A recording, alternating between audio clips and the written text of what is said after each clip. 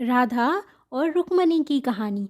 एक रात नींद में श्री कृष्ण के मुख से राधा का नाम निकला। निकट ही सोई रुक्मणी की नींद टूट गई। उसका चित्त शांत हो गया। सारी रात वह करवटें बदलती रही। सुबह सवेरे श्री कृष्ण की नींद खुलते ही रुक्मणी ने पूछा, प्राणनाथ, ऐसा क्या है राधा में जो सोते जागते हर घड़ी आप राधा का नाम जपते हैं?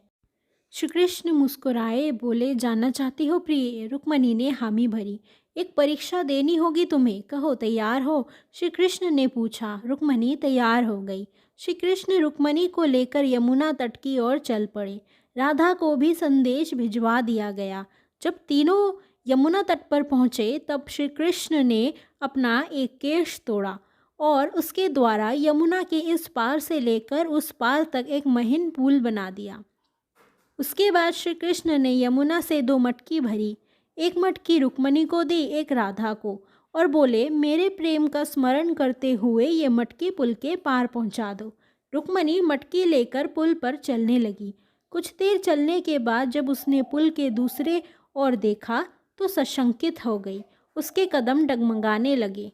उसने स्वयं को तो संभाल लिया किंतु मटकी संभाल न पाई। वह किसी तरह पुल तो पार कर गई पर मटकी यमुना में गिर गई। जब राधा की बारी आई तो मटकी लेकर बड़ी सहजता से वो पुल पार कर गई। यह देख रुक्मणी चकित हुई। उसने राधा से पूछा, बहन, ऐसा क्या था तुम्हारे प्रेम में जो तुम मटकी लेकर यमुना पार कर गई? राधा ने उत्तर दिया, बहन, मैंने कहाँ यमुना पार किया। प्रिय के द्वारा मेरे हाथों में दी मटकी ने मुझे पार पहुँचाया। रुक्मणी को राधा के प्रेम की अथाह गहराई का भान हो गया। समर्पण प्रेम का मूल है।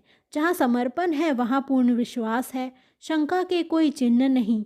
राधा का श्री कृष्ण के प्रति पूर्ण समर्पण भाव था। शंका लेश मात्र भी नहीं था। विश्वास था कि प्रिय ने हाथ में मटकी दी है तो पार भी जरूर करवाएंगे।